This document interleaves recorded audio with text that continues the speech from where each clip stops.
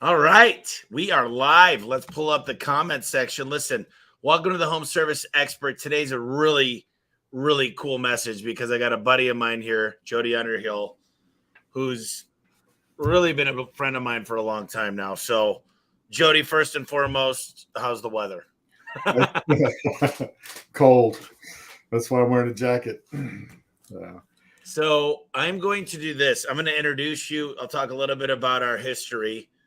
And then I'm going to go on Facebook for a second and share this a couple of places. So, Jody's worked with a lot of awesome people through his life. He really, really impressive track record. He's an expert in digital marketing, advertising, lead generation, business consulting, training. He's based out of Greenville, South Carolina. Founder of Rapid Hire. He's a director in Green Elephant Agency. Appointment Nerds is one of his companies. He's the founder of Upside Down Iceberg, which is an older company back in the day when we were doing things like Traffic Geyser with Michael Keenan. Worked with a ton of people. People like Russell Brunson, he ran his program. Josh Nelson ran his program. Frank Kern knows him really well. Ryan Dice, Perry Belcher, you name it. Jody Underhill is an accomplished social media strategist who worked with various marketing experts. Like I said, the director of numerous companies in the digital space. He's helped over 150 businesses in development of their marketing strategy. And a lot of these are Fortune 100 companies. Awesome show today.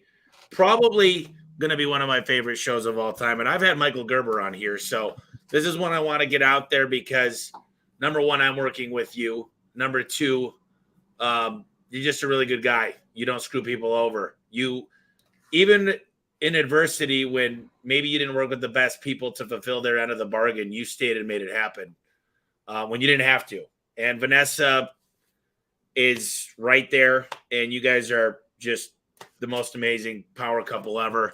So let me let you introduce yourself. I'm super paying attention. I'm just going to share this a couple times. Yeah, so go do that. Yeah. So just to kind of tell the story of how, because a lot of people that, like they come around, there's like, oh, they're new kind of relationships. I've known Tommy for over 10 years. I've known him back whenever he had like 3 trucks. I remember the first time I met him, I was speaking on stage in San Diego. Actually, I met him and my wife the same day at the same conference, which is kind of funny.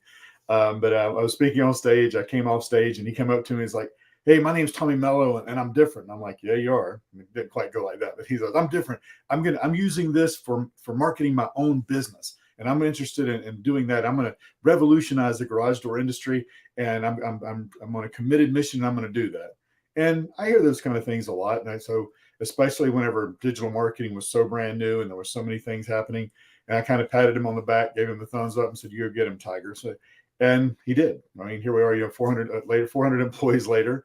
And so Tommy's been to my house. We kind of put together some stuff that was sort of like the precursor to Home Service Expert and put those things in place. And then I guess about 7 months ago, back in June of last year, my wife reached out to him and said, "Hey, Tom, if you're needing to recruit people, you need to check out what we're doing in the trucking space."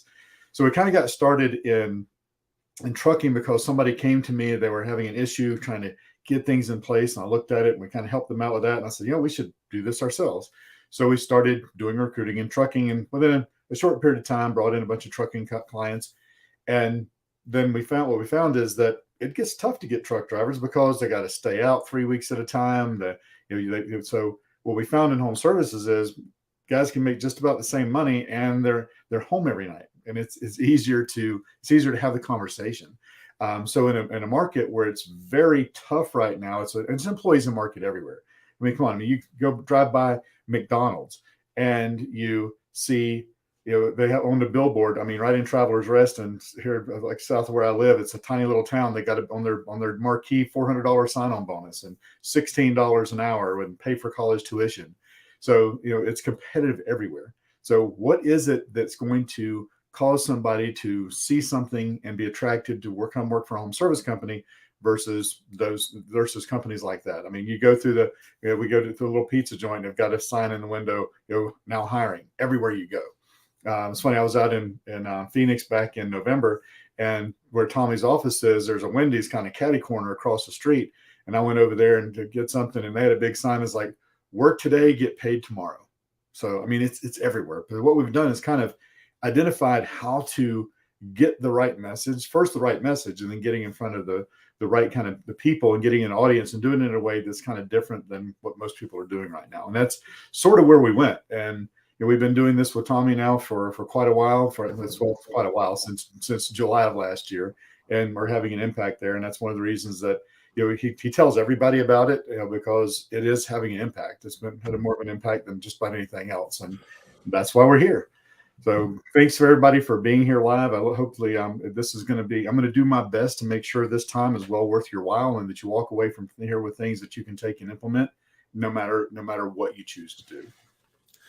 Well, there's nothing more important than getting great people right now. Some people like the top grade. I'm a big fan of coaching. If you guys haven't read this book, I talk about it a lot, The Coaching Effect. Listen, at the end of the day, 1 A player equals 3 B players. No one could find great people. It's hard to find trucks, supply chain issues. But as I post in my different groups and I'm reading everything, I keep hearing, I just can't get people to show up. And the biggest thing I hear is, Tommy, I've done it. I've posted on Craigslist. And for some reason, there's a misconception, Jody. I found out I spent $385,000 on pay-per-click last month. That's just Google pay-per-click.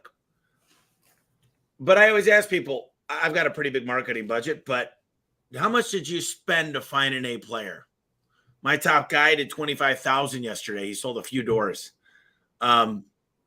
You think he paid for himself? Let's just say it cost me 10 grand to go out there and find him. He did 25 grand in a day. So what do you say to the people out there? And I'm not going to go off on too big of a tangent because you said make sure you stick the script. But what do you say to somebody that says, hey, I'm spending money on Craigslist and I've done an Indeed post? Why aren't they coming to me?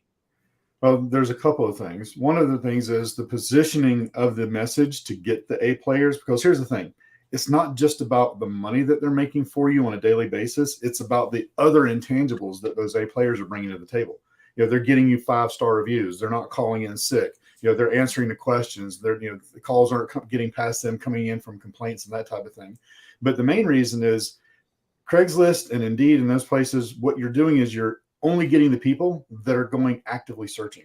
It's kind of like going to the unemployment line to find people. And it's not necessarily always the best place. And there's nothing wrong with job boards. There's nothing wrong with it whenever you do get applications and leads from there. But what you have to do is position it so that you're advertising for employees the way you would advertise for a customer. I mean, let's face it, you don't go on and put an ad out and go, we're looking for homeowners that have a 3-bedroom, 2-bath house that pay their bills on time and have a 700 credit score and need something fixed at their home. But that's sort of how most people advertise for employees. We're looking for experienced technicians that have 3 or 4 years of experience that have a clean driving record. I mean, what is a clean driving record?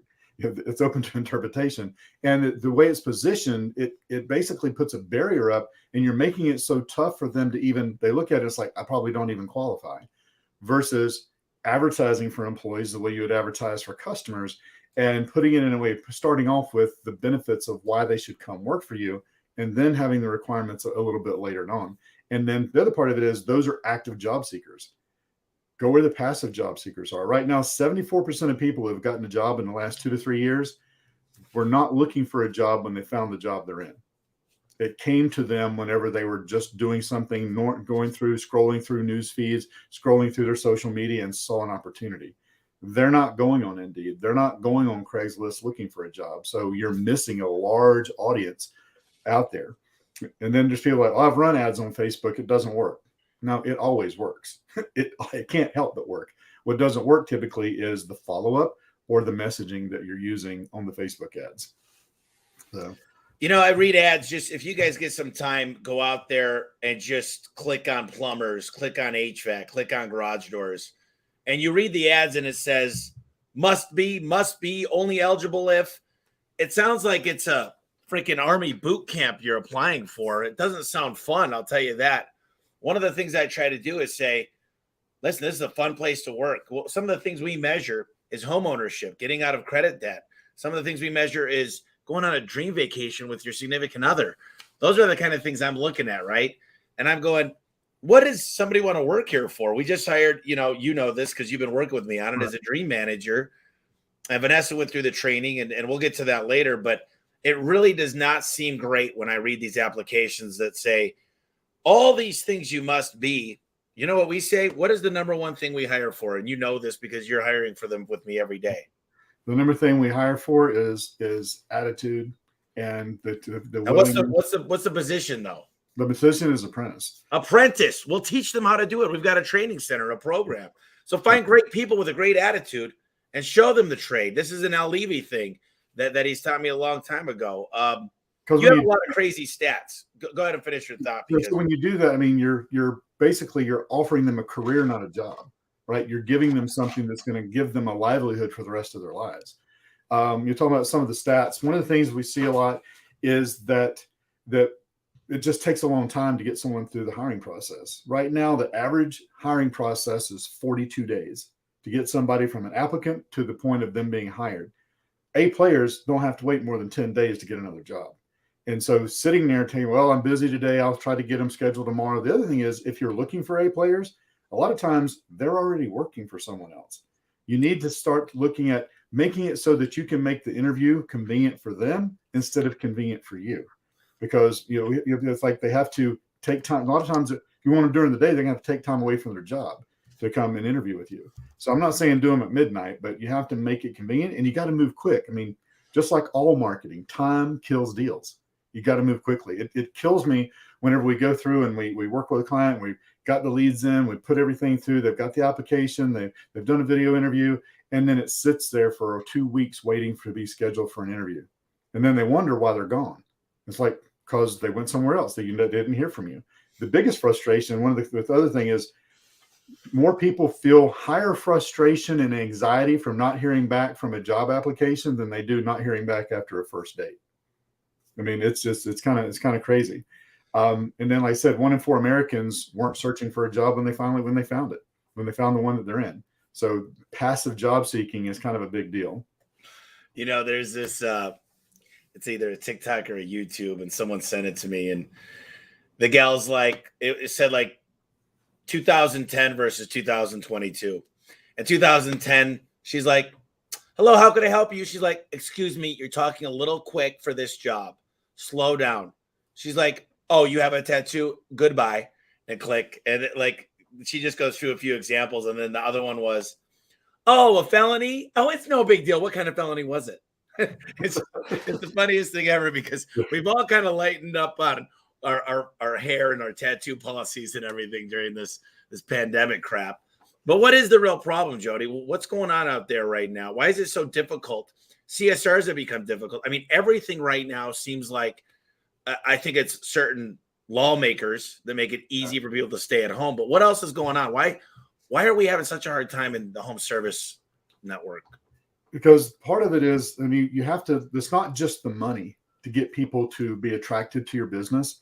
People have choices now, and they're looking and they're shopping for the best place. Just like when people are shopping to have you come to their home to do work, people are shopping to look at where they want to go to work. They're looking for culture fit. They're looking for, here's the thing, salary is big, right? It will never not be one of the biggest things. But today, you know what the questions we get asked a lot is like, well, do they have newer vehicles? Because a lot of these people are tired of being broke down on the side of the road. Like, we talked to one and say, hey, I'm ready to move. My van's been broke down for 2 days. If I don't work, I don't get paid. Are they able to get parts? Because there's a shortage of materials right now? Do they have relationships where they can have parts? Am I going to be able to continue to work? Do they have a steady lead flow of work, so I know I'm not going to be sitting around waiting for a call? So positioning the business in those ways. The other thing is, they're also looking at what people are saying about your business, not just on Google and on Facebook and Yelp, but they're going on the job boards and seeing what your reviews are there as well. I mean, it kills me whenever I see a company that's got 4.8 stars on Google and 2.3 stars on Glassdoor or on Indeed. That's just as important. So that's why it's getting tougher, because there's more choices. People are able to decide where they want to go. And right now, culture is becoming a bigger and bigger play whenever they start looking for where they want to go. Yeah, that's a scary word for a lot of people, culture. We'll definitely jump on that here in a minute. And for some reason, the garbage truck, waste management truck, always comes during a podcast. But you know, you talked about a few things there, and culture. Let's dive into culture a little bit, because I feel like culture can mean a lot of things. What is your, when you say culture, it's just, when I think of culture, let me just throw this out there and I'll let you kind of comment on it. The number one way we really have gotten employees is through word of mouth from our best employees, and them calling their friends, their buddies, the people, and actually becoming activists online for us. And actually, the number one employees that I have that have worked here for over a year, guess who's texting them and saying, hey, let me know how we're doing on Glassdoor, on Indeed, and on actually this podcast. If you guys are here and you're enjoying this podcast, I didn't mean to do this right now, but leave a review, because it really helps it get ranked on other things. But tell me real quick what you mean about culture. What is your definition of a culture? What should people be subscribing to be? But the culture is, the thing is it's more about, I mean, I know most people may push back on this, but it's about creating an environment where the employee feels appreciated, and where the employee knows that they come actually before the customer. I mean, that's really what it comes down to, because that is the lifeblood of your business, and that you're interested in their wants and their needs. You're doing more than just coming to work, working, and going home. You're putting things, I was talking with a company I think they actually own here right now about that their culture, that everybody that comes in, when they come in the door, they get a fist bump or an elbow now because of COVID. What it used to be a high five. Doing things where they feel appreciated every day when they come into work, recognizing their birthday, recognizing their work anniversary, recognizing milestones in their life, so that they feel like they're part of a team. Now, I call it a team instead of a family, because you can't fire a family member, right? So instead of it's a team, they feel part of the team. They're an integral part. And one of the things that we do on ours is, we has built the team so strong that whenever they look at it, no one knows who the leader is, because they feel like everyone there is strong enough to be the leader, and treating the employees and giving them that leeway. But it really comes down to just appreciation, letting them know all the time that they are appreciated. And I mean, that doesn't mean don't discipline them. It doesn't mean that don't have discipline, but it does mean to let them know that you care, that it's about them as much, if not more, than the customer. This is weird timing, because I just had a class graduate, and these are all guys you've been involved with hiring. But hey, Tommy, I just wanted to reach out and let you know that I'm extremely thankful I found your company to work for and grow. And I'm only 22, and my girlfriend and I bought our first home back in October. I'm very thankful to work for such a company and have such great leaders, bosses. I got another one literally an hour later, and it says, this is Efren Presley from Tulsa. Thank you for giving me an education, a bright future for me and my family. Can't wait to get started. I don't know if these guys huddled up and just decided to do this. Then I got one of my trainers here says, love getting these guys trained, and they could still call me for pointers all the time, and that's Parks. So, but I got to tell you, as good as it seems sometimes, I still got to do a much better job. I always call you up and I say, listen, what can I do? How can I use technology more to communicate? Because the CSRs, the dispatchers, the warehouse guys, I tend to focus a lot on the technicians. Those are our earners. Those are the guys collecting the paychecks. But there's still so much more to it. And my expectations are here, and I've always fallen short. I could never live up to who I want to be, because I want to be the best leader. And for some reason, some of these guys and gals look at me like I'm their parent. They literally look at me like I'm their dad, and they need to be led. And during the pandemic, I'll tell you what I did is I sent out a message every day to let them know that we're not going anywhere. Here's what we're planning on. Here's what we're doing. And it's a scary thought to think about a leader that just stays quiet and no one knows. Like you said, it's worse than not getting a call on after your first date. And when we don't communicate properly or let somebody know where we're steering the ship or where we're headed or what's going on during these troubling times with supply chain, I think that's a lot of what you're talking about is leadership. Yeah. And hearing from the leadership and understanding that they are behind you, and having those, like I said, it doesn't have to be every day, but like I said, just the communication, sending them a text, hey, just really glad to have you out there today. Thanks for showing up on time. Little things like that basically make the word I'm looking for is kind of escaping me, but basically they become attached, right? You put the hooks in where they don't want to leave. And if they did leave, they would feel like they're leaving a team that they've helped create in a business, because they're helping you build your business. And if they're helping you build your business, you should be helping them build their career, helping them with training, making sure it's not just about high fives, but it's also giving them the training to advance, making it so that they have a path of advancement as well. Because every apprentice there is looking to not only become a technician, but looking to become a lead tech.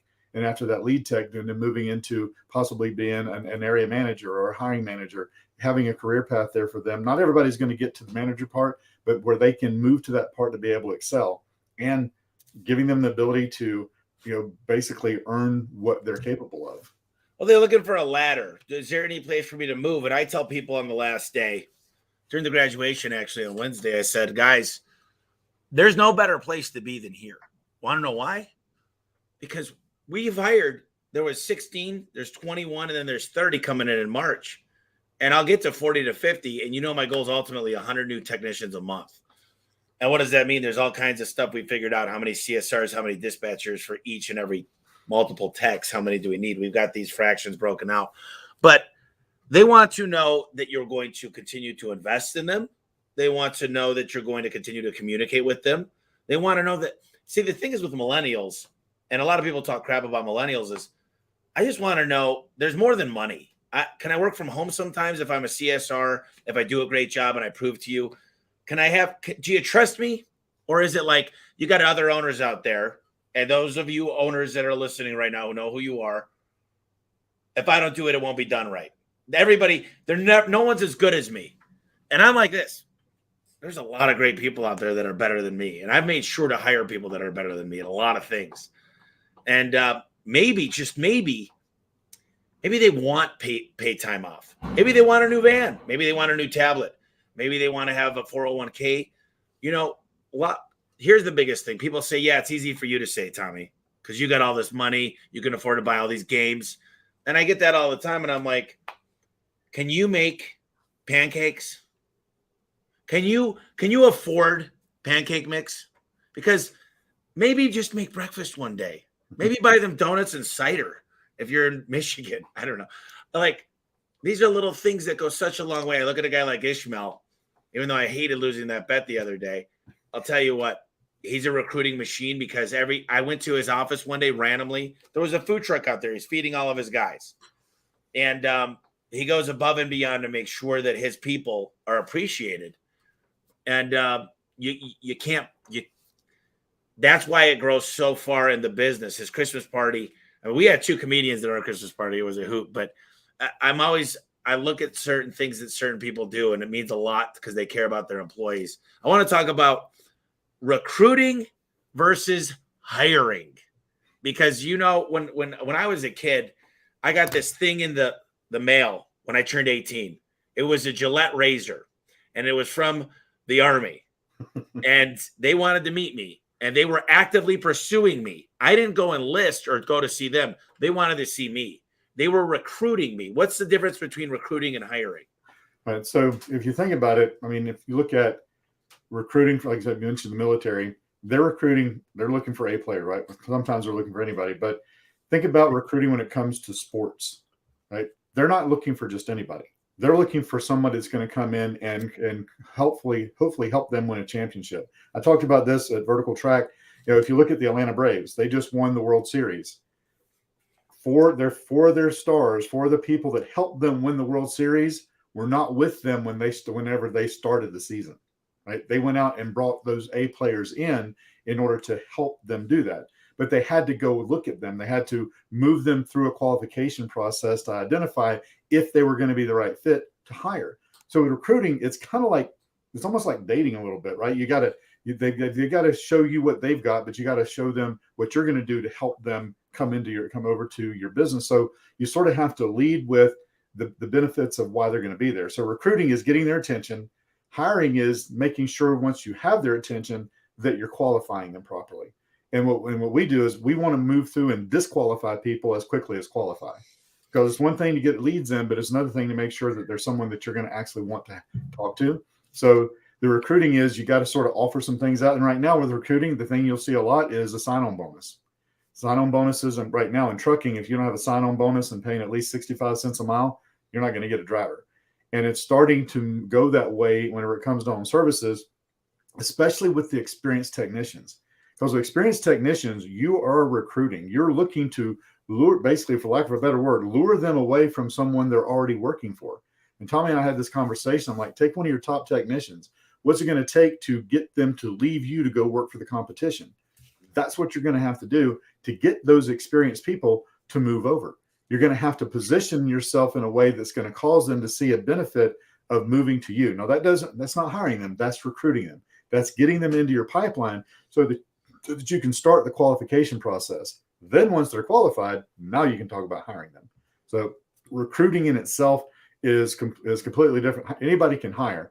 Not everybody recruits. Not everybody can recruit well. Well, if I call a recruiter, I'm going to tell you what a recruiter does. A recruiter goes, especially for a C level, right? They're the C-suite level, the COOs and CMOs and CFOs and whatever. They go on LinkedIn. And unfortunately, we can't go find a plumber on LinkedIn typically. We can find some owners on LinkedIn, but there's some cool things you could do. But the best thing you could do if you're recruiting is actively talking to customers and sending them an email saying, listen, if you know anybody, I see so many people putting ads out there that are recruiting ads, but they get a double whammy. We talked about this the other day is, hey, we're looking for clean cut, wholesome, caring individuals for our company that are honest, that will do the best thing for our customers at all times. But we're actually talking to the customers too. So it's killing two birds with one stone. And I just think about recruiting and I go, how can I go out and get it? How can I go out and we've done some we're testing some geofencing things at the distribution centers right now. But really, where does your avatar live? I mean, I know this. They live, I'll tell you this. You know, I know what you do in your spare time. You're on Indeed all day and just surfing the internet on Glassdoor. But me, I'm typically on Facebook.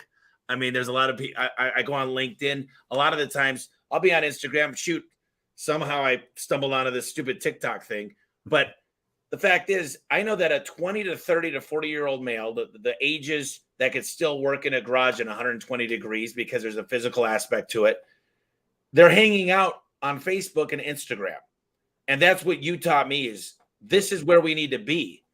And I'll tell you, lately, the reports you've been giving me, here's how many people viewed it. Here's how many people filled out the app. Here's when we responded to them.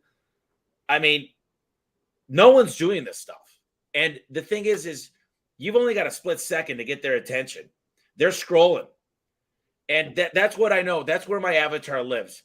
They're not like supermodels, but they're not the beards down to here with 85 tattoos and a pierced nose and a pierced eyeball, you know, but for the most part, they're good kids, good younger guys, typically for a tech. CSRs could be any age. I don't care. We don't, but it's such a cool system. What do you think the secret sauce is? Because you talked about it a little bit, but what is it about Facebook and Instagram that just get attention and help it?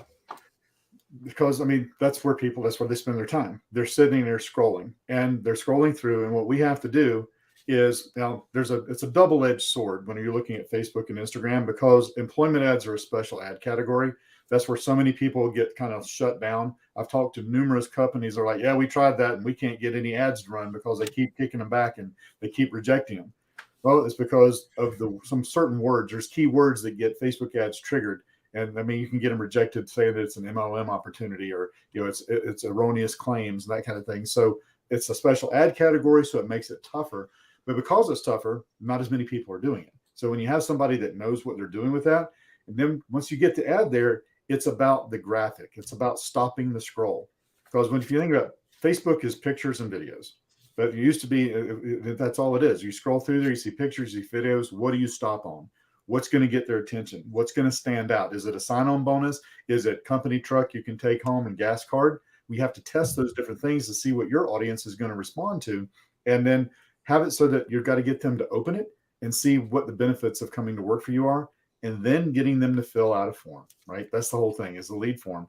And where most people say that Facebook and Instagram, social media doesn't work, it's not that it doesn't work. It's that the ads aren't enticing enough to get them to fill out the information, but then they're using Messenger to then you come in, they're using a bot on Messenger, and that's fine. But the only time you can talk to them is when they're on Facebook. What you need to do is instantly get them off of Facebook and into a communication tool that's communicating instantly with them, that's sending them a text message, that's sending them an email, that's sending them a voicemail, that's they're getting a call as quickly as possible with information about what they just filled out, so that you can get away from the who are you, how are you calling me, why are you calling me, where did you get my information, which is what a lot of people complain about on Facebook and Instagram, because it is so instantaneous. I mean, the form is filled out automatically. They just have to hit submit. But it's also about what is the sequence of events you're taking them through. Because once they fill out that form, if you're sending a messenger, they're getting a message and it sits there, and maybe somebody will respond in a few hours. Time kills deals. You got to instantly send them a link to your application. Have that application something that's engaging, that has a video there that's enticing them to come to work for you, that's got graphics that meet your branding and has all the information on one place. I mean, it's a sales funnel. What you're building a sales funnel for employment rather than for customers.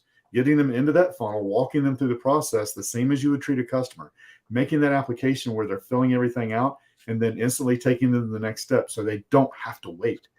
The biggest thing that kills it is they have to wait an hour. They might not ever remember they've even been there. You know, it happens so quick because a lot of times it autofills the information. It's a couple clicks and you're gone. You know, we have a separate site called Work for A1 that when you started, one of the things I know you've started to do for, you know, all your other clients is offer another site, because if I'm landing on a site, I don't necessarily want to know how a garage door is fixed. I know that's something you do as a bonus, and maybe I shouldn't have said anything about that, but no, it's fine. But you know, if I want to go there, I want to find out what are the benefits. Why should I work here? Show me some cool videos. You know, we got anytime we're doing something fun. We were at the bowling alley on Wednesday. I won. Surprisingly enough, no kidding. Well, I'm not kidding, but we recorded a lot of stuff with that, and we got testimonials from the guys, because why not? They're having fun. I wanted to know, maybe they talk crap on one of the videos, and I'll find out. It was good feedback. But you know, I didn't do the bowling to create a video. I did the bowling to tell these guys thank you, and my camera guy happened to be there, shoot some cool stuff. And why not? And because if it's different, if I'm not actually that person, and if I'm just doing this, hey, we're going to go bowling once a year, get all the video cameras. No, we go every single month. This is what we do. So I think it's putting that fun stuff. Are you guys friends? Do you barbecue outside of work? Do your kids hang out together? Is this a place that I could build a life? And have the website, Work for A1, say that stuff. I don't think ours is perfect, and it's always a working process, but what have you done as far as letting them land on another page rather than, or another site than just the main site? So what we do for every one of our clients is we build a career page, because we find a lot of some already have a career page, but it's usually tied to some other software maybe. So we create a careers page that lists, it's got their branding, all the same stuff that's on the application page, but it has a list of all the jobs. And so whenever we send something back out, a lot of times, because sometimes people fall into, there's sometimes you don't get a hold of them, they don't respond, and we move them into a long-term nurture sequence. And with that, a lot of times, instead of sending them straight back to the job that they put their information in for, instead we send them to the career page that shows all the jobs that are open right now. And so that so they can choose one that may be a better fit. They may have just clicked on it because it was for a technician, but they're really a better installer, and they just don't know that you have that job opening. And so bringing them back and showing them the different options of what's available. Another big thing is right now, and this is if you're running ads, no matter what happens, even if it's not, because a lot of people do not have remote positions for CSRs and dispatchers. Almost every one of them, they just assume that it's going to be remote. So you have to basically share that with them as well. But the career page, what we found is people love it, because when we build that application page out, now they can use that application page, and if they want to post something on Craigslist, they can link it to that application page or the career page. It doesn't have to be so specific of just one job, and that's been a big help to a lot of our clients, is having the ability to do that. And we're even getting to the point where bringing Indeed leads into our system so that nurtures them even. You know, I want to go back to a certain thought, because the next question is, what do 8 players typically look like? And you guys know a big mentor of mine was Al Levy, and he taught me the 7-power contractor. And I got to tell you guys, when thinking about an A player, my A players, unless you promise them something freaking insane, they're not going to leave. And I have a feeling your top guys out there are not going to leave you. They're your family. They're good. So the point is the apprenticeship that we talked about to junior tech, to tech to senior tech, to potentially field supervisor, or we've got a virtual product specialist. You got to be able to identify personalities and people that want to win. And typically they're not in the home service space right now. They might be the top busboy like I was, a busboy or a barback or a server or a bartender, because, COVID changed the rules there, hospitality. But go identify winners outside of our space, unless you want someone else's hand-me-downs, unless very rarely they move across the country and you get a guy that's moving that typically they're going to talk to somebody that's going to know somebody through one of these forums online. So ultimately, I just go back. It says, what do A players typically look for when choosing a company to work with? But typically A players, unless they're not being treated right and they're not very much out there, you got to home brew them. So what are your thoughts on what an A player looks for and your thoughts on this? So, like I said, they're looking for. I don't want you shouldn't fabricate anything, but you got to lead with what the best thing is with your business. And chances are you're not going to get the A player possibly from somewhere else, but you can get those people to move that are that are just still decent, experienced technicians, but be ready to help kind of shift their paradigm a little bit about what the work life really should look like and what does look like. So putting it in that light. And people do jump. The other thing is consistently running the ads and continually putting it out there so that people are seeing it. Because the thing is, it's like you don't know what time it is on their watch. When they are able to see it and you change the ads up and you continually have them running, you're going to put it in front of them whenever finally it is that thing. So you know what? All right, I need to do this thing. So it's more of a thing of it's, yes, the benefits and what you're leading with and what makes a company very cool, but it's the consistency of always having it in front of them. And that's what happens, especially with employment ads. It's like I mentioned earlier, it's a double-edged sword. You can't narrowly target because they look at it as being discriminatory. And so what that does is it winds up putting it in front of a lot of other people and the people that may not be your ideal candidate. But it does increase your brand awareness. But the other thing it does is it puts it in front of people who know people who have those jobs, who know how to do that.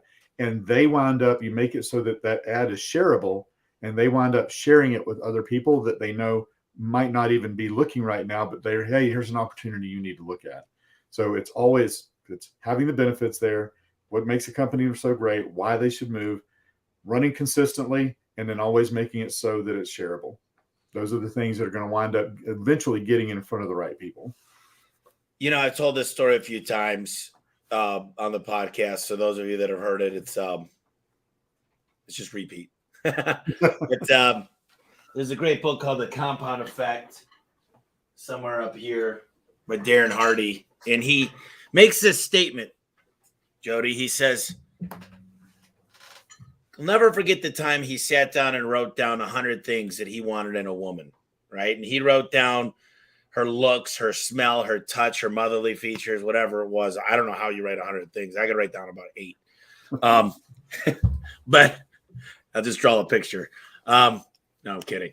But, then he looked back and said, hey, wait a second here. The way I sit today, Darren Hardy, I can't even pull a chick like this. What do I need to become to get a woman that I've just described? And I'll never forget the day that I read that and I thought of this. And I didn't think about me in a relationship. I thought about me as a leader as A1 Garage Door Service. And I walked into Luke's office and I said, can you write down what you would work for? Write down 100 attributes. Just write down 20. Communication. Just being part of something. Acknowledgement. And the more things you could write down, and how could you demonstrate that in a video and an ad? And how could you allow that to come into your culture? Okay. How can you allow that to be part of the picture? And I know one thing, as much as I want to do it all, and I'd love to be in the finance department, do all the marketing, knock on doors, go out there, do sales, be the dream manager. I know one thing, I need to hire people to do this, but they need to believe that I want this. I want to acknowledge birthdays. I want to acknowledge anniversary dates. are we doing it? We're 5 out of 10 if on a good day, but most people are a 2, so that's okay. But I want to be a 10 out of 10. So, I just think certain times that I had a guy, Jody, that worked next to me 4 shops ago, one of my second shop ever. And it was Moxie. The guy's name is Austin. And I walked in and he had these cubicles, like, were about as thick as me. I mean, there was 15 people in this small room. And he's like, yeah, I'm only paying them $1 above minimum wage. And I go, how the hell do you have all these people? He goes, oh, I treat them like gold. I feed them breakfast, lunch, and dinner. We go to movies after the thing. And da, da, da. He goes, I got a waiting list of 20 people. And I go, you've got to be kidding me. You packed them in like sardines. And he's like, well, this way we can manage them better. I'm like, but how do you guys go to the bathroom? But what I couldn't believe is then he told me years yet later, I moved into a big facility, then moved back into a small facility. But regardless of how you pack your people, whatever you do, I couldn't believe that he had a waiting list of what he paid, because so many people say you got to pay more, pay. No, he said he took them to movies afterwards and he fed them and he took care of them and he listened to them and he probably helped them parenting and probably helped them in their relationships. And I just think sometimes we miss that piece. And I know, how hard is it for you when you're recruiting and helping, when you talk to an owner or a manager or a recruiting officer at the facility and they don't have anything? They're like, well, we haven't really. No, this is what's making people different, right, Jody? This is the first time in our lives we've actually had to be really good for our employees. And it's really bringing out the dirt. It's like, what are you doing for them? And I'm sure you're sitting there like, and I'm not perfect, but you got Aaron Gaynor and guys like that are like, I love my employees. I give them trophies. I shower them. What do you say to somebody? What do you say to them when they're like, hey, I'll pay minimum wage and these people ain't working hard for me, then they ain't working. Then you're not going to be, they're not going to be working for you with that attitude. So the thing is, it doesn't have to be the moon. If you're not doing anything, you don't have anything in place, start small, do little things. Give them a gift card to go to dinner, give them movie tickets, go on like thanks.com and send them something small, just to thank you, a Starbucks gift card, something just to begin with, just to start that, so that you can start to build that culture. But it's hard. It's hard to get someone to come work for minimum wage. It's hard to get them to, because I can tell you that you're competing, if you're paying $15, $16 an hour, no fault of our own. The comments we get on those kind of jobs are, oh, so you're saying basically the same as McDonald's. Okay, so what can you circumvent that it's $15 to $16 an hour with? You circumvent, that it's a great workout, it's a great workplace. And one of the things, I think it was either Travis or Luke. No, Dustin. It was Dustin's idea. He's like, hey, on these ads for CSRs and dispatchers, can we like run some ads like show the games that we have here, the massage chairs, and see if that makes a difference? And it was amazing. People made comments on those. So it's like just those small things that you can do to start with, and let them know that, look, we're working on building a corporate culture where the employee is the most important part of it. Just explaining that that's where you're going can sometimes make a big difference. But if you don't have anything, you have to look at, because I talk to people, especially in some of the smaller companies that, we don't have any benefits. And fortunately, I haven't talked to anyone recently that has that their employees are at 1099. Just about everybody is a W-2, but some don't have benefits yet. But what can you do to help them in lieu of those benefits? What are the things you can put in place and get there as quickly as you can? So there's some questions in there, but it's just start with what you can control. What can you control? Yeah, I tried to boost a hiring post on Facebook. It was rejected. Any suggestions? So you have to look at, why did they say it was rejected? They'll tell you. It was because it was an unfair income claim. It was discriminatory. It was, you can't put anything on there about age. You can't put anything on there about male or female. You can't say anything. If you put the words excellent income opportunity, it's going to get rejected. You know why? They look at that as being network marketing. So if you're, unless you're going for the Supreme Court, right? so I would say boosting a post. The other thing about boosting a post is you're not going to get much traction with it. It's, basically when boosting a post, it's one step above just posting it on your page. You need to create an ad account and make it a full-fledged Facebook ad, so that you can and make it, because it's in a special ad category, employment. The other thing is, if you boosted the post and you did not select the category of employment, that's why it got rejected. They'll tell you employment is a special ad category. You can't boost a post without it being in that special ad category of employment. You have to select that when you boost the post in order for it to work. So, Jody, what did you used to do? You used to work for the power company. Tell everybody in your previous life what you did. So I'm a recovering executive. I was the director of executive and national accounts at Florida Power and Light Company. They're the fourth largest investor-owned utility in the country. During my tenure there, I was an engineer, crew supervisor, area manager, account manager, all the way to being a director. I was two steps between me and the president of the company. And I was responsible for hiring those account managers that were handling $16 billion of revenue a year. So you've been in this industry almost, the home service space, kind of, but indirectly. So, if I think about number one, when someone's going to come after me, if I was an employee, I'd say you got to move quickly because I don't have time. I'm not going to sit around and twiddle my thumbs waiting for you. You might think you're important, but I'm important, and that's what I'm going to say in my head, hopefully. Because winners say I'm important. Winners love themselves. Winners say I'm a prize. You come after me. And typically, you don't have time to BS. You don't have time to puss around. And I've done it. I'm literally sitting here saying we've literally made people wait way too long and lost amazing people. But I've seen some of the stats out there. You've talked to me, but I've seen it from other recruiters. My good friend Lauren Kreider is a recruiter. The fact is, you got to move quickly. These people, they're not just they've got to make a decision if they want you. Yeah. That's the best talent in the world. Now, if you guys got people begging at your footsteps, they're probably not great talent. So why is it that people take 20, 30 days and it makes your job difficult? Because they haven't accepted the fact that it's changed, right? That they used to be able to do that and still get good talent. And so they haven't embraced the fact that it is now an employee's market.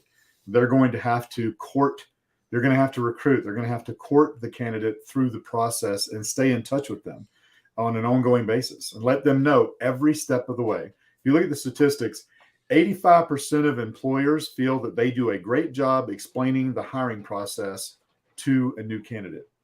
Only 21% of new candidates feel that the employer does a good job of explaining the hiring process that they go through. And so it's just a lack of communication. And it's the speed of the communication and having the ability to not just pick up the phone and call and chase. I mean, let's face it. How would you rather get a communication from someone today? You've probably gotten a text message while we've been on here. I need to get text message. Okay. Right. That's it. If you want to get a hold of me, Facebook Messenger works okay, but my voicemail is full for a reason. Right. And so it's texting. It's a text message. And that's how everybody communicates. So you have to do that and you have to move quickly and move them through the process because they'll respond whenever you make it so that Cody said, just text me. Yeah, I've texted Cody today. As a matter of fact, I texted him a while ago. Yeah, it's just it's text. It's text with a call to action, with a link, not just, hey, do something. Where most people miss the boat is they send a text without a question, without asking them to respond to something. It's an ask. You got to ask. You got to have a call to action, a link to the application. Is there anything holding you back? If you'd rather have a conversation, respond with call me. Are you still? One of the things I love doing, one of the things that we do with people that have gone dormant is I send out a text and it's like, hey, I say the system sends out a text and it's like, hey, just checking to see if you're still interested. How about this? Let us know where you're at right now. Number one, take me off your list. Number two, keep sending me these text messages and emails. I'm not quite there yet. Number three, I'm ready to go. And people will respond because it's easy. 1, 2, 3. I'm going to go over today, just so you guys know, I'm going to go over by 15, 20 minutes. Listen, one of the things that I was with the Wizard of Ads, Roy Williams. We'll get to that question here. He said, Tommy, there's one thing I've never seen yet in all my days is an amazing call center. He goes, I was just on the phone with Lorne from Search Kings before this. And he said, do you know LSA ads actually monitor how quick you pick up the phone and if you could answer 24/7? He goes, you could actually double your exposure and get way cheaper leads. And we're talking about this stuff, local service ads, which are Google local ads. And it's amazing. And the Wizard of Ads, the guy that's been doing this, the billion-dollar jewelry companies he's worked with, hundreds of companies. The guy just sold for $500 million that he worked with. I believe you should always, and we've talked about this, be running ads for CSRs because it's not a fun job. Anybody that says, my God, I can't wait to go to work and answer phone calls all day, it's the best thing that's ever happened to me. Thank you. Usually it's a year or two job, and then they'll find another job in the company. So because we've talked a lot about technicians, we talked about installers, is you guys, as good as you think you run your call center, do not lie to yourself anymore. You're not that good. You're not answering. You use an IVR, which is a mistake. Google penalizes you for an IVR. Anytime someone clicks on an ad and they get an IVR, they go, oh, God, here we go. You know why IVRs were made, Jody? Is because when you have an alarm company, you only got one choice. If you got to call Comcast or Cable or Cox, you'll hit 5 menus because you wait because you got to. But when you call when your garage door is broken or you've got a leaky pipe, you're like, BS. I don't want to call it national crap. So here's the deal. Always hire for CSRs. Always be running an ad. And just know this. What does a good CSR do? 50 booked calls per day is where you should be eventually. Am I hitting there? No. I'm not going to lie to you guys. But we have a goal for excellence. So I didn't want to leave that out because I think it's so important because so many people are like, I need more leads. I need more jobs. I need more people. Book the most calls you need. Book the calls that are coming in. Answer the call and book it because we screw this up a lot. Or any thoughts on that? Yeah, it's the consistency of having it out there. One of the things that right now, I want to always have a pipeline of people, and you'll have those that are sort of like just kicking the tires a little bit. But like I said, continually running those entry-level positions so that you can then, because what I hear over and over and over again, well, we don't really have an opening, but if we find a rock star, we definitely hire them. And so it's just kind of always having the ability. And the thing is, you can scale it back and just have it running at a smaller run rate per day so that you have a consistent flow of people to continually be looking at. It also gives you then the opportunity to top grade. Almost everybody I talk to right now is like, we would love to be able to top grade, but right now we're keeping everybody we can no matter what, because and so somebody's asking a question here about employees demanding things. Well, it gets to, yeah, they can demand things, but you got to look at what's you have to protect the company before and whenever they start demanding those things. But we can talk about that a little bit later. But yeah, it's always having a consistent flow coming in. Well, let me tell you, we're not hiring right now means we don't have good enough performers, so we can't afford to spend the money in marketing. We're not booking enough calls. So we're not hiring because we can't get any bigger or my infrastructure is not big enough. In that case, there might need to be an operational manager change. But we're not hiring right now means I haven't figured out how to market right to get more calls. I'll tell you this. I haven't remembered a time I'm not hiring. In fact, we accidentally put it on pause in December because of the holidays. And I didn't do that. I didn't know about that. And I was like, dude, what the hell happened? Because we need CSRs like yesterday, and we always need CSRs. Because here's what happens. Unfortunately, there's a stupid virus going around. And if it puts out 7 people, all of a sudden you've got an abandonment rate of 15%.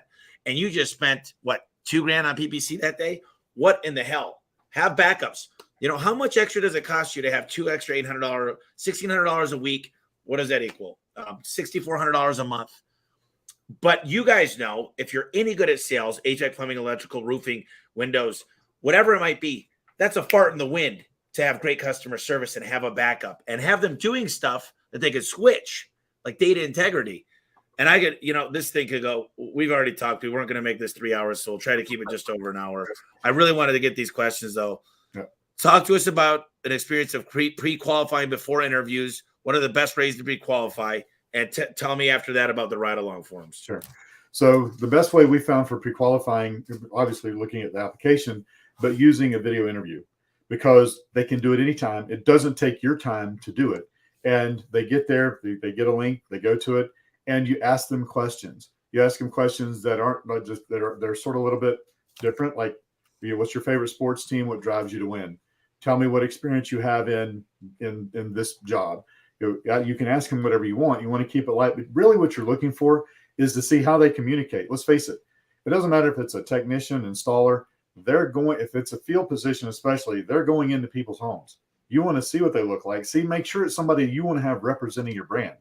Now, I know that you can't really do age discrimination, but if I was applying for an apprentice job and I did an interview, Tommy would not hire me. Why? Look how I look. I'm an old Santa Claus looking guy. So you can look and determine whether or not it's somebody that's going to fit an entry-level position because you can't really see that on an application, and you can't ask them how old they are, right? You can't do those things.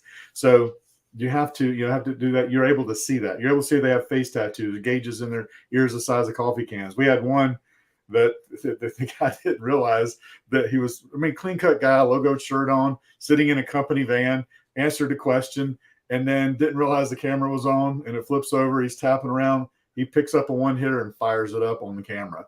It's like, probably not going to make it. Right? Probably not going to do that. People are like, oh, that's legal now. Yeah, but so is beer. But you don't do it on the job. But you're able to see those kind of things. But you're able to do that. Now, does that mean you have to have that for every time? Not necessarily, but it does give you the ability for those that do it to determine if it's somebody you want to have a conversation with. Come on, you get somebody that does a video and they don't bother getting up out of bed. They're laying in bed doing the interview. You can start to move through that with that qualification. So we want to disqualify as quickly as qualify. Once they do walk through that, and especially like customer service positions and dispatchers, you're able to see how they talk, if they say if they're comfortable doing things. So it allows you to do that. So the video interview is very important, and it doesn't take your time. It only takes your time to look at the answers. So I see you got a big cheeseburger grin there. I know we're going somewhere. No, it just reminds me. In my book, I used to do this to people. I used to be sitting at the interview desk, and it was a longer table. And so, all right, listen, we're just gonna start singing real quick. Just start singing with me. Happy birthday to, and the people would be like, really? And they'd be like, yeah, come on, sing with me. And if they won't sing with you, and I put this in my book, like they got a stick up their ass. And it's not for every single role. I didn't want my accountant singing happy birthday because that's a different role. But if they're a CSR and they're supposed to be having fun, some people are like, hell no, I ain't doing that. And I'm like, okay, well, nice to meet you, but it just reminds me, like, have fun too. Is like, the more I hired a full-time video guy. He's starting February 13th. He's going to be following me around. We're going to be having fun. And I just love putting out great content. And that's, a lot of people, do you know how many people have said, Tommy, I went and looked at your videos. You're the type of guy I want to work for. And when I talk to them, we have fun. They come out to these bowling things, extravaganzas, and all of our lunches and breakfasts. They literally found me before they decided they wanted to work here. So start putting out more content for yourself and your company too. Talk to me about these ride-along forums, because I'll tell you what, we weren't doing them very well at all. And they're a game changer. So one of the things we have the ability to do inside of our rapid hire system is build out surveys and build out forms that are easy for a technician or anybody to go and fill out. Because one of the things that happened with the ride-along form they had before, it was, they're filling it out on their phone or on a tablet, and they were having to type long sentences and very detailed descriptions. So we were able to take the form and look at, there's only so many answers that somebody could really give to a question about a ride-along. And so taking it, turning it into drop downs where they can easily click on their choices, as well as then having a place if they do want to write something specific, they can. But then also having it so they date it and sign it, and pre-populating it with the information from the candidate that they're writing along with, increases the conversion. I know we've greatly increased the number of ride-along forms that come back. It's because it's easy for them to do. And it's asking, it's like did they, and the thing is, why do a ride-along? That could be, other than the ride-along form, why do a ride-along? Because they will say things and they'll be more themselves with a technician in the field than they typically will with an interview with a hiring manager. When they're being interviewed by a hiring manager, it's kind of like a first date. They're putting on their best. You're seeing them at the best they're going to be.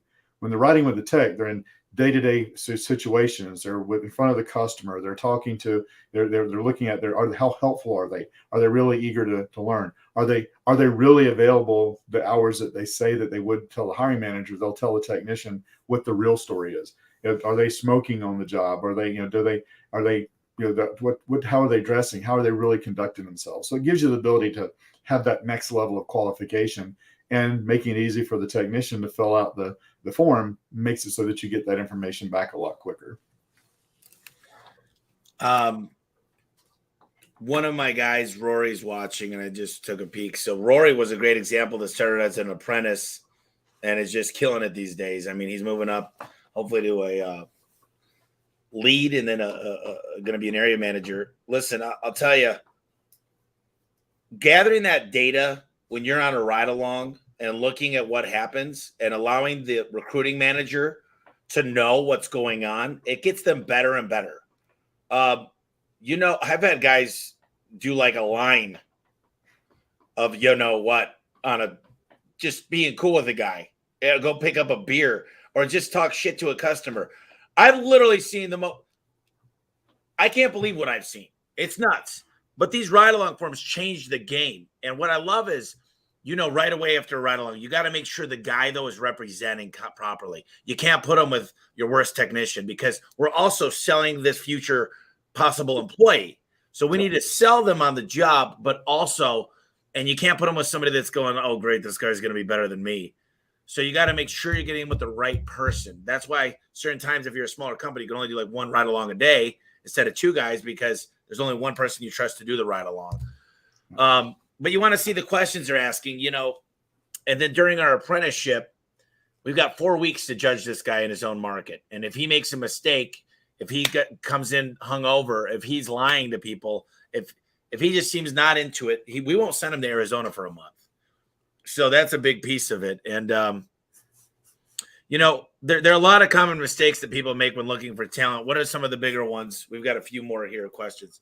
Yeah. So some of the bigger ones are, like I said, we've kind of talked about a little bit as far as the making it that they have to have, they lead with making them have too much experience. And I know you want to have a certain, but it's different for different jobs. Like if you're hiring a journeyman electrician, they got to have a journeyman ticket, right? They got to have 4 years experience. Those things but the biggest mistakes they make are not treating the candidate as important as they are. And because, these candidates are like gold. If you get the right person, one of the things I do, I talk with every prospect that I talk with. I find out, what their needs are, how many technicians, what spaces, and then I get kind of real with them. It's like, what is the lost revenue opportunity from having an empty van sitting out there in your yard? What is that? And I know from having the conversation with enough people, it's it doesn't matter even if it's landscaping to the higher end things with HVAC technicians. It's between $20,000 and $50,000 a month of lost revenue opportunity of that van sitting there. So looking at it from that standpoint, why would you take time and slow the process down whenever you know that they can have any job they want and they're talking to you? That's kind of like, being at the bar and having the hottest person at the bar talking with you and saying, well, I'm gonna go see if I can buy someone else a drink. I'll come back and talk to you a little bit later. No, you got to put the time in. but that's what it's like. It's like dating, right? You got to talk to the hot chick at a bar. Do not go take a long poop. Okay. Right. So it's just like dating. You got to keep them moving through the process. You don't let, because the other thing, what happens if you're talking to the hot chick at the bar and you walk away? When you come back, guess what? Somebody else is talking to her, right? That other dude got in. And it's the same thing. It's a good analogy. It really is, because I've done this. You got to get it while it's good, and you got to have dedicated resources to it. There's nothing more important. What's more important than the future of your company if you're growing?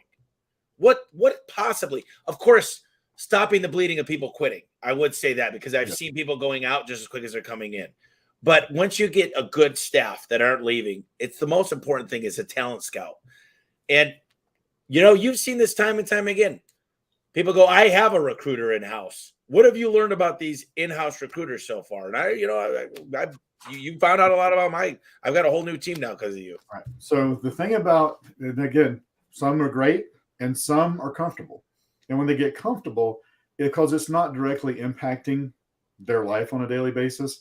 And what we've found in a lot of companies is that you should absolutely have an internal recruiter. I'm not saying not to. You should definitely have an internal person in your recruiting department, but you need to have some accountability in place and systems where you can identify and know what they're doing on a minute by minute basis of what they're doing as far as bringing people into the system or the communications. The way we have our system set up with our recruiters, and also with recruiters on other staff, the staffs of the companies we work with, we know if they have looked at an application, if they have responded to the application, if they have talked to the person, if they made a phone call. Every phone call is recorded in our system. Every text message is recorded. We know when someone is fudging the numbers, and it's very easy to see with the system the way it's set up, because we have people that are like, oh yeah, I've been in working since 9 o'clock in the morning, and you go look at it, and well, they didn't do anything on the board until 2 p.m.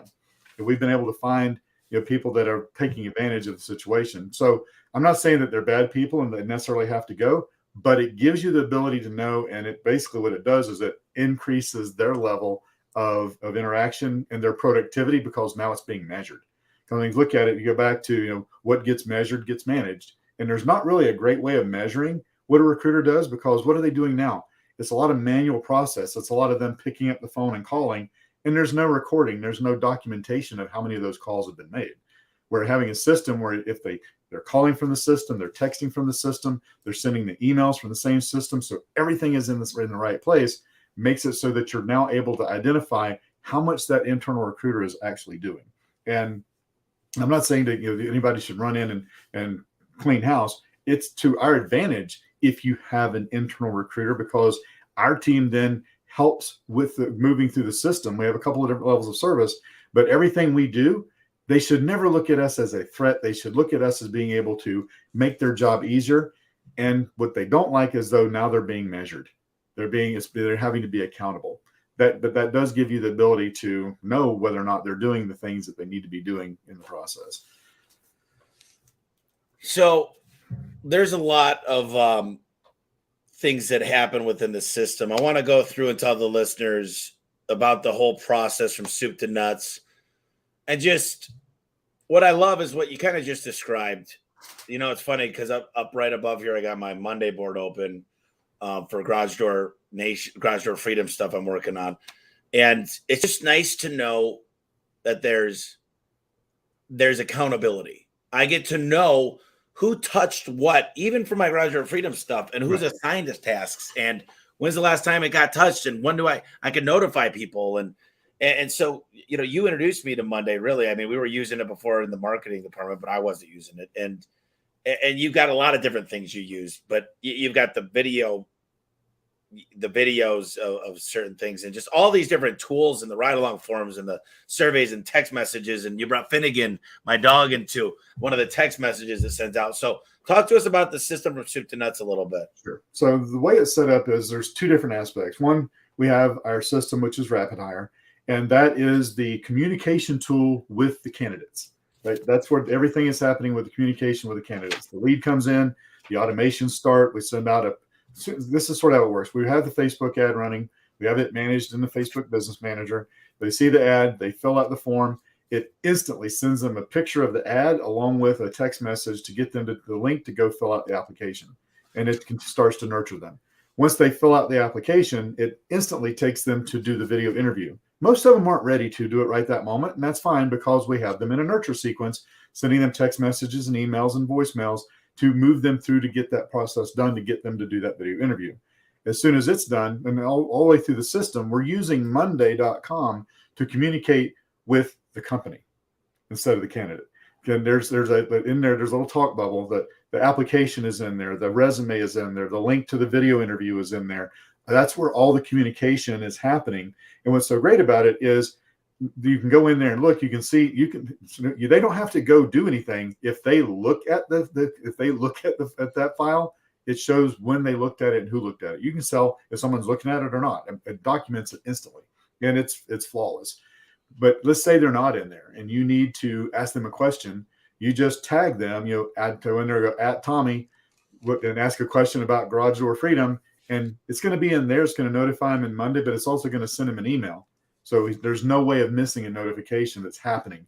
there's no reason for, I've got a company, there's no reason for an interview to sit there waiting for 2 weeks to get an interview, because they're being tagged every couple of days. Hey, where are we at with this? Or ready to schedule an interview, or ready to schedule. So much so that we've gotten to the point where we're requiring most of our clients to have a Calendly set up so that we have access to the calendar to be able to schedule interviews on the calendar in the available times. That doesn't mean we can just schedule them willy-nilly. You can moderate, and you can limit what hours you have available for the interviews, but at least it gives us the ability to get it scheduled right then while the person is paying attention.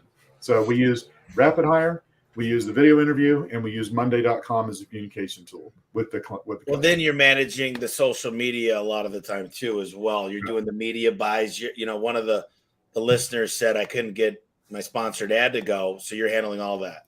Yeah, what we do in that case is, because employment ads sometimes get shut down. We've had an ad account, unfortunately, one time shut down because of too many employment ads rejected. For each of our clients, we build a standalone recruitment page, because we don't want anything that we're doing to impact negatively on anything that you might be doing for generating leads currently for your business in Facebook. And so we build a standalone. So we're managing in our business manager. We're creating the ads. We're managing the ads. We're managing the lead flow. The leads are coming into our Rapid Hire system. We have an account manager that's monitoring that on a daily basis. So that recruiter, or whoever's internal to your team that's getting that, is getting a daily update of, here's how many leads came in. Here's how many are in the process of video interview. Here's how many have applications. Here's how many are in the process of the video interview. Here's how many are ready for pre-screening. And then here's how many are ready for a hiring manager interview. When you're monitoring that on a daily basis, you start to see the needle moving, because it's always in your face. It's always there because you can't really ignore it. And we've just recently kind of gone to that everyday communication, and we do it with whoever on your team needs to get that communication, because it's recruiter. Yeah. But sometimes, somebody else on the team, like an HR manager or even an owner, might want to be getting that notification, maybe not daily, but at least on a weekly basis, to see what the scorecard looks like. So, we'll get some questions here. I'll tell you guys, Vanessa and Jody and their team, I'm getting between 30 and 40 employees a month. And I know you guys know I'm in 30 markets, 19 states. And that's CSRs, dispatchers, warehouse guys. We've gotten on some different managers. I mean, literally, it's not all technicians. We've got installers too. It's crazy. We've got just different people for different things. You've actually got us some recruiters. Yeah, we've hired the lead recruiter and 2 additional recruiters right now. We've hired people. You found us, your recruiting team found us. Recruiters, yeah. Because the thing is that you still need to, we would rather be in a position of bringing in the leads, moving them through the system, and being that piece of the puzzle that assists your internal team. Now, we do have a level where we actually do all of that all the way through, all the way through to getting the interview done. But our strength really is in the first part, and because we're doing the recruiting, here's what happens. And it's just unfortunate that it does, but we don't have the power that an internal recruiter has on your team, because no matter how good we are, we're still looked at sometimes as a consultant, and the hiring managers look at us as we're just bothering them, and rather than it being somebody that's part of the company that then has a little bit of ability to make things happen internally.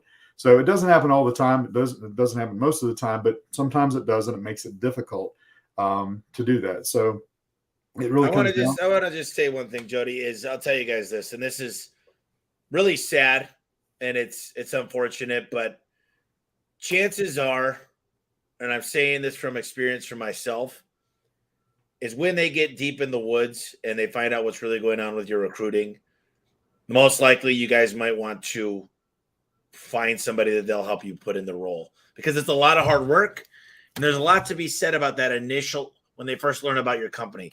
It's a different world out there. Listen, your old recruiter 2 years ago, boom, it was easy, man. People come to us. They know we're the best company. We got people lining up. Now everybody's going, man, what are we going to do? The role has changed for this job and this position. I've gone through a dozen, and because it takes somebody that all day long they're talking to people, and I'll tell you what, I couldn't do it. And you guys have figured out a way to do it. So do you guys help with the background checks if they don't, this is Cody. Right. Right now, let me read the question. Yeah. If you don't have a recruiter, who does the background check for us? Us or Rapid Hire? It would, but at this point, it would be you. If you want us to do that, it's something that we can do as an additional service.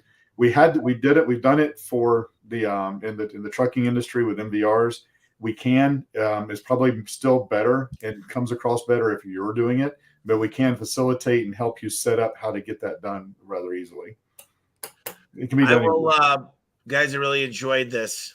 Yeah, I've known Patty a long time. She's been in a couple of different groups that I've been a coach in. So yeah, I've known her for years now. But thanks, Patty, for being here. It's great conversations here. Somebody said they're really enjoying the conversation. Can we get it to our recruiting manager? We'll make sure we'll go on there and get this. Listen, last couple things here. By the way, I'll just throw this out there, guys. Me and Jody are really good friends. I'm here to help him, but he actually flew out here to help me with Garage Door Freedom.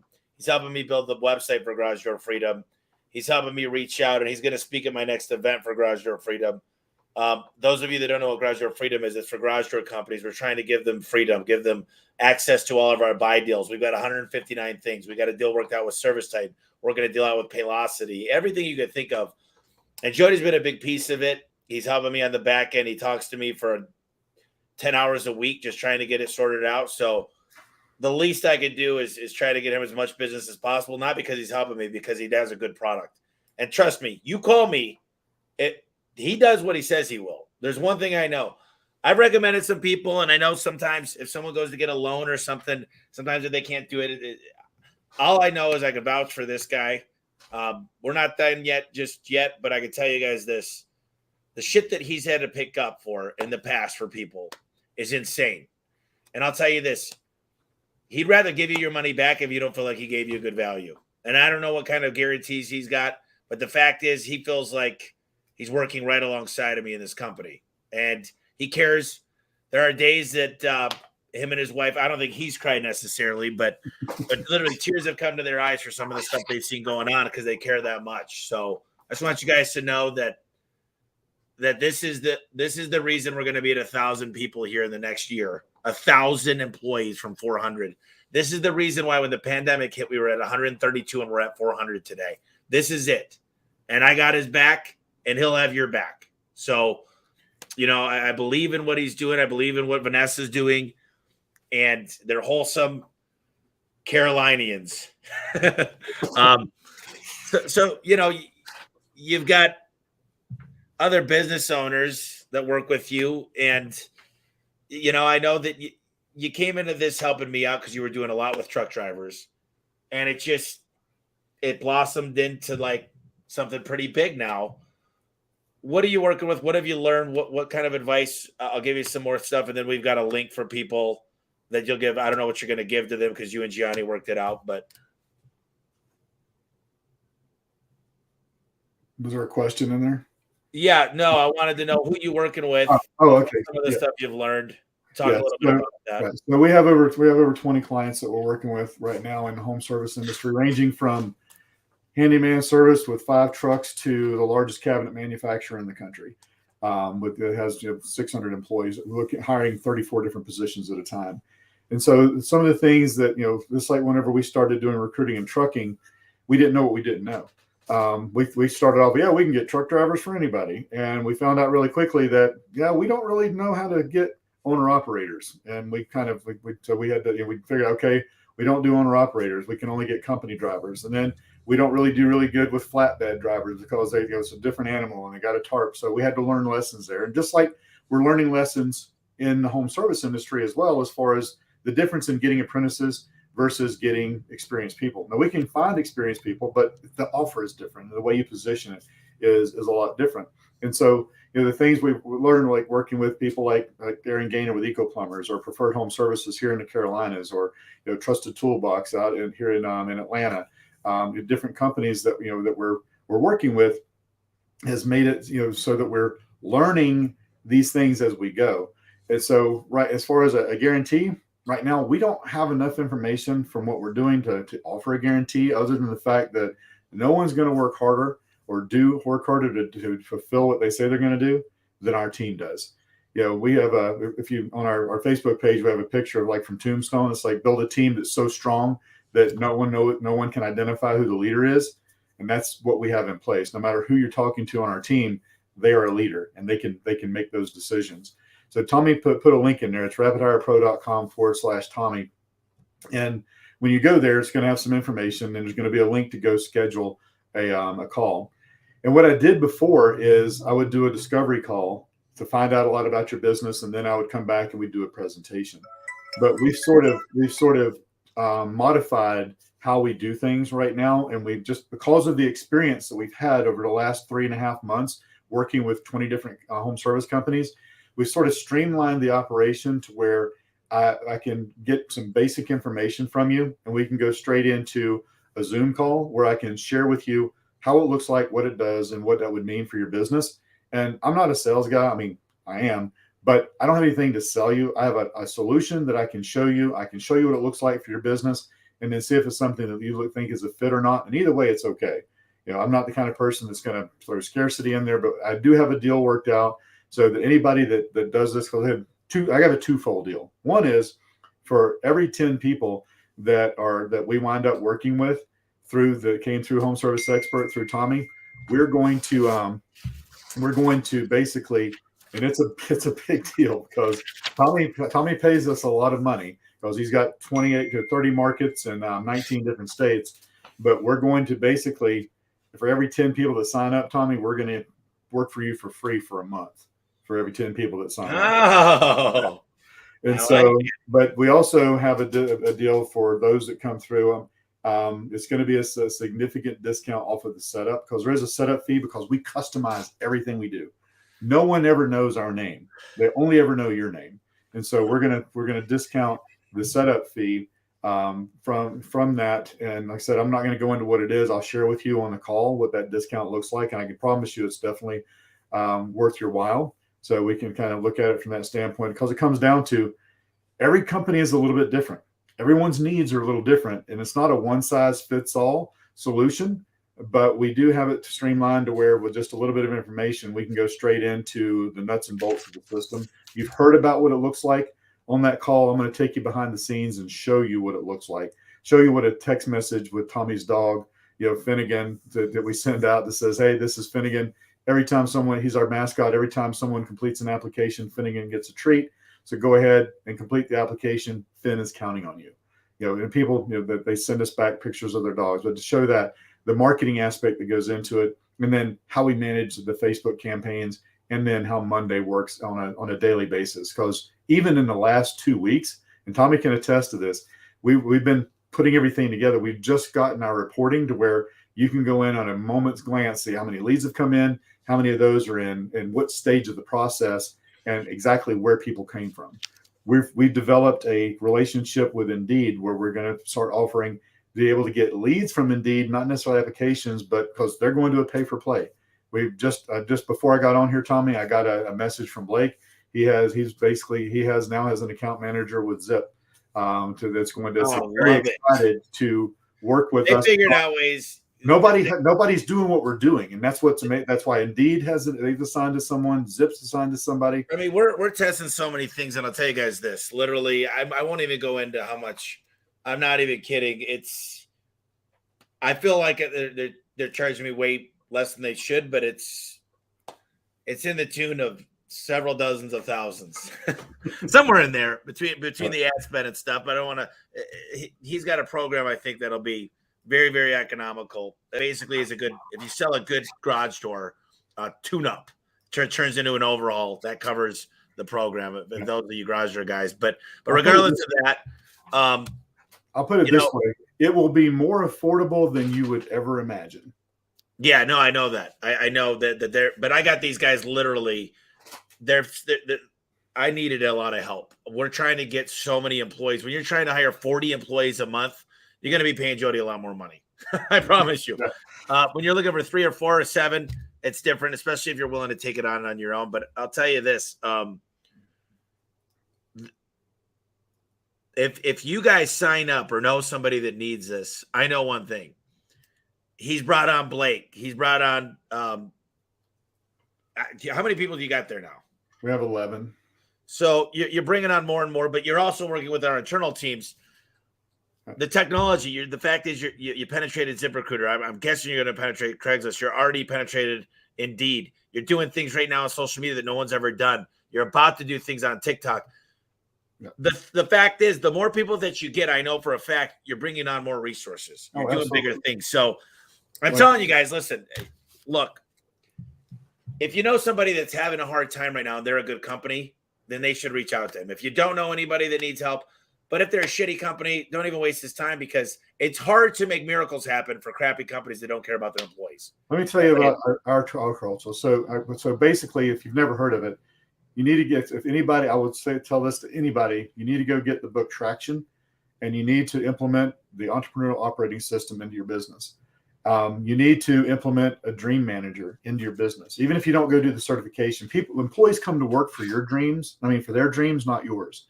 And you can help them achieve their dreams without having to give away the farm. It's basically identifying what they want to do. But here's how we are. So we hired, like I said, we've hired a bunch of people recently, and we've gone from a skeleton crew when we were in the trucking, because things were different there. And doing this, we've had to bring on extra recruiters. We've had to bring on a director of operations. Like I said, I hired someone away from a national chain who is an Indeed master in Blake. I've brought in our project manager who is managing multi-million-dollar sign projects for a national brand as our project manager. I have a recruiting manager that basically we feel like is part of our family. But we brought in the project manager. She walked away. She's actually came to work for us for less money than she was making at the sign company, but she wasn't appreciated at the sign company. She was supposed to get a sign-on bonus, not a sign-on, supposed to get a bonus for the year. She didn't get paid her bonus the year before. She was supposed to get a $3,000 bonus, which she was using for her wedding. So we were having our meeting, our internal meeting for EOS, for Entrepreneurial Operating System, putting together our plan for the quarter. And she was sitting there and she got a text message and tears came to her eyes. And I was like, what's wrong? She goes, I just got a message from the company I was working for. I'm not getting my bonus. Vanessa looked at me. I looked at her. I nodded my head. Without saying a word, she wrote a check for exactly what her bonus was supposed to be and handed it to her and said, you don't have to worry about them. We'll pay your bonus.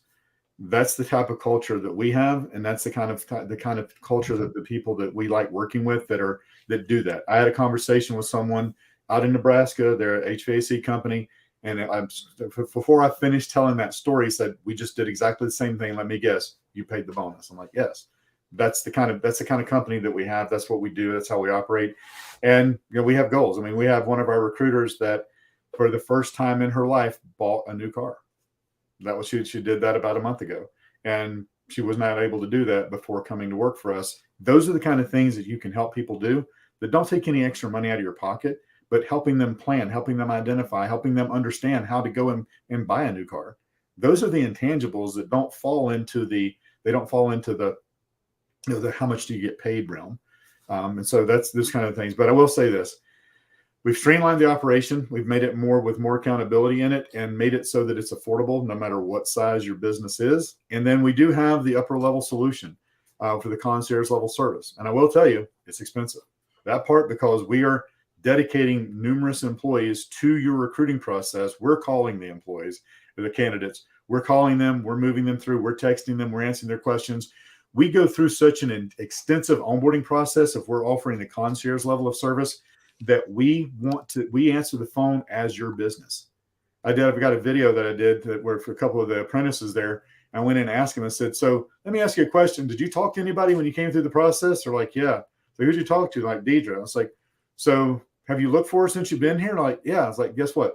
She doesn't work for A1. She works for Rapid Hire. She lives in South Carolina. They were blown away because let's see how in depth we go into your business so that if we're doing the concierge level, we're answering the phone as your company and we're answering their questions without having to ask you. We can go through we do all the pre-screening for A1. It gets to the point where when it comes to A1, they're pre-screened and the only thing left to do is set an interview with the hiring manager. And so there is two different levels, but concierge is not for everyone. It's expensive, but we do have that solution where we're putting all the stuff in place and we're that lead gen recruiting arm that's bringing that information in so that your recruiter can move it through the process as quickly as possible for you. We did 341,000 in sales so far today. That doesn't mean we've installed that much. We're not there in revenue, but I'll tell you guys this. If you don't think talent matters, my mentality's always been 1A player equals 3B players. I'll just tell you this. I've been inspired by what I've learned over the last few months. With Al Levy's help, I'm going to let Jody write a couple pages in there. I'm bringing on a military recruiter, a sports talent recruiter. This is my new book. It's going to be the Home Service Millionaire on recruiting, and it's going to be an inside look on what we've done. And it's not going to be anything about Indeed or ZipRecruiter or any of that shit. It's going to talk a lot about Dream Manager. It's going to talk about scripts and questions that work. And I hope you guys will support me in that. Not looking to become anything but pay for the printing, which is about $3 or something, and just get enough out there to market it a little bit. But give me 3 books. You gave us Traction by Gino Wickman. What's another couple of books you really like, Jody? The other ones, I have to reach over here and grab them off of my Who is a great book. One of the questions that I think everyone should probably ask in their video interview, and Tommy, we may want to talk about changing that, is what will your previous supervisors say about you when we call them up? Right. I think that's from the book Who. The other one, let me grab it off of here. It was the recruiting one. Where is it? Culture driven recruiting. I suggest that. It's an easy read. You can read it in a couple of hours, but it gives some really good things about how to position and how to onboard. Onboarding is another thing. We didn't even talk about onboarding because we don't really get that deep into it, but onboarding is another thing that will drive people away if the onboarding process is too long. But Traction, the culture driven, and then the other one is this is a pretty cool one. And it's kind of fun. It's kind of funny that you put on there the War on Talent, because this is one of the other books that I recommend. It's the Talent War, and it's basically how special ops and great organizations win on talent. Because whenever you eliminate the competition, whenever it comes to your offer, you don't have to worry about them.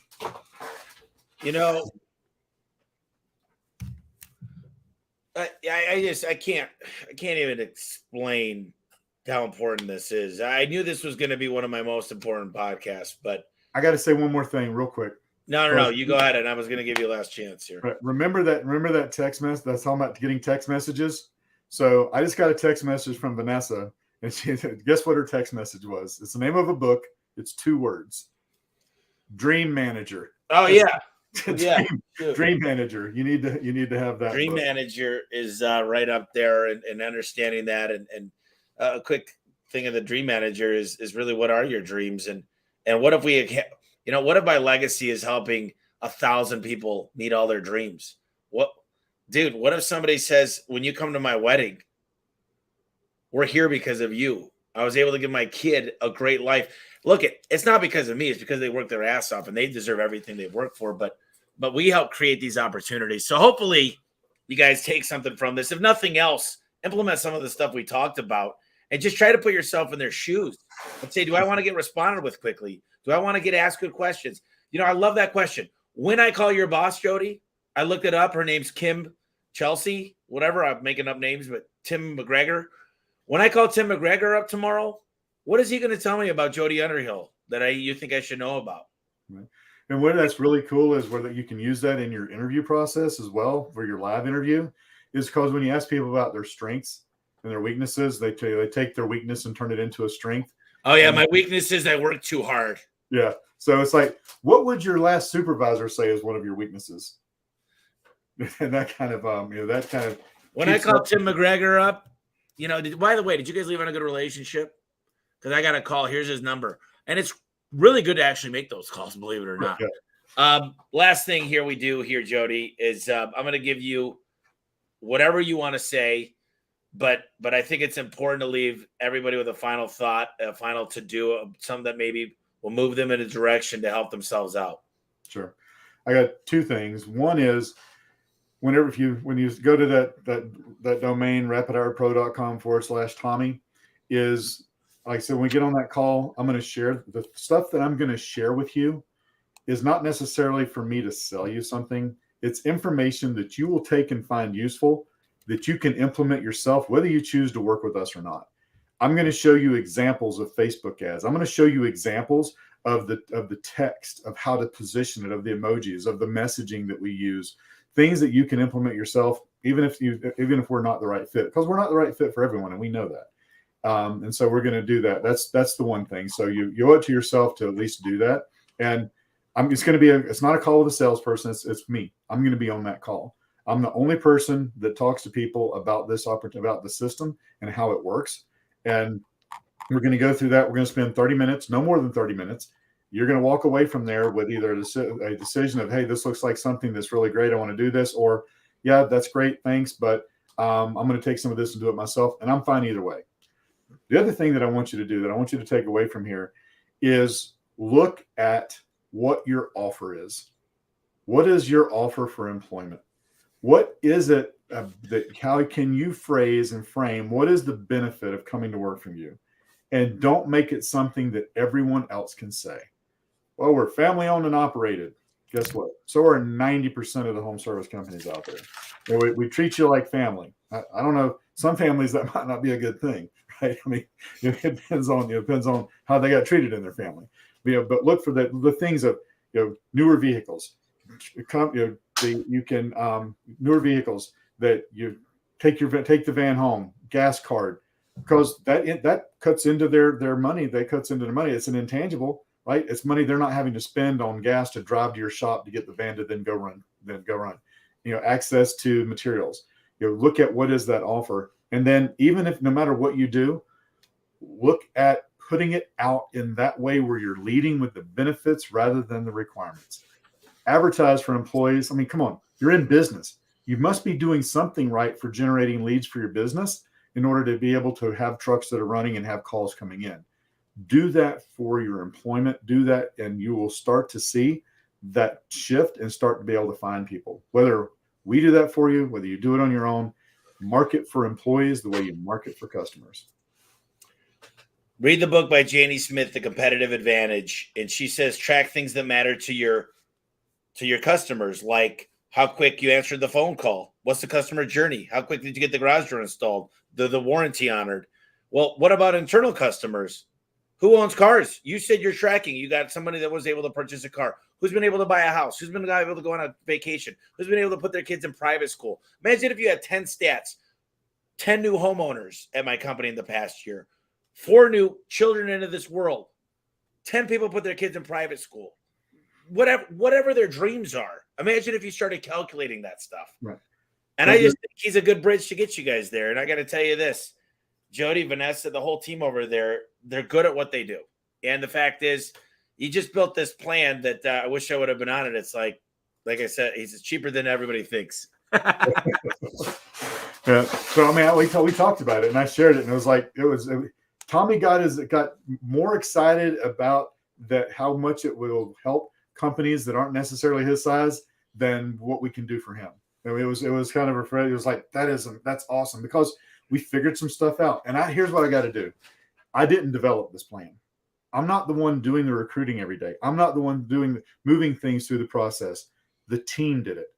I was gone. I went to the dentist. I had calls I was on. I came in. They were on a Zoom call from 9 a.m. to 3 p.m. They went through and completely revamped our offer. And I can tell you this, it's so amazing that I've done that offer 3 times since they did that on Wednesday. I've made that offer 3 times. All 3 of them said, yes, let's go ahead and do it. I didn't even have to think about it to come back to it. They just said, send over the agreement. Let's get started. That's how it makes so much sense. And it's better than what we did before. And it costs less than what we were doing, and it gives more value. That's hard to do. And I know it kind of sounds like a pipe dream, but the team did that. I couldn't have done it. I would have sat there and said why it wouldn't work. They looked at why can't it work? Well, the deal is I think one of the things that I think about, and we'll end it here. I know we've gone way over, but technology is such an important thing. Like we talked about project management. We decided day one, no more Trello. We're going 100% Monday. We've decided we're going to pick one BI tool, business intelligence. We've decided everybody's kind of, there's a good book called The 5 Dysfunctions of a Team. And everybody in our company seems to be sometimes in a silo. And they only care about their division. They care about their CSRs, their dispatchers, their market.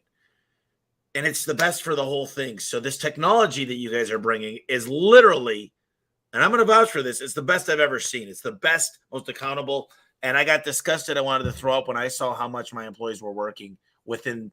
If you actually pay attention to the leads coming in and you're on top of them and you're with it and you're on it, you will hire more people this next month with your program than you've hired this whole last year in 2021. Facts. Jody, you're a brother from another mother, my man. I love you, buddy. Thank you for everything. Oh, yeah, same here. Love you, buddy. And we're just glad to be able to be there and continue to be of help to the whole A1 organization. A1, Garage Door Freedom, the home service expert, the whole thing. A1 from day one, baby. There you go. It's funny. Somebody asked you if it was trademarked. It's like, hell yeah, it's trademarked. So, exactly. All right, man. Thank you so much for giving me the opportunity. For those of you that, like I said, put down the domain. It's like there's not a time limit on it, but the first 10 people that do wind up taking the offer, they are going to get that huge discount on the setup. So take that for what it's worth. If nothing else, get on there so you can get some ideas and see some examples of exactly what you can do for your business. Until then, hey, this felt like 15 minutes, but geez, an hour and 40. It's a record podcast. Thank you so much, brother. We'll give you a buzz here later. All right, take care. Yeah.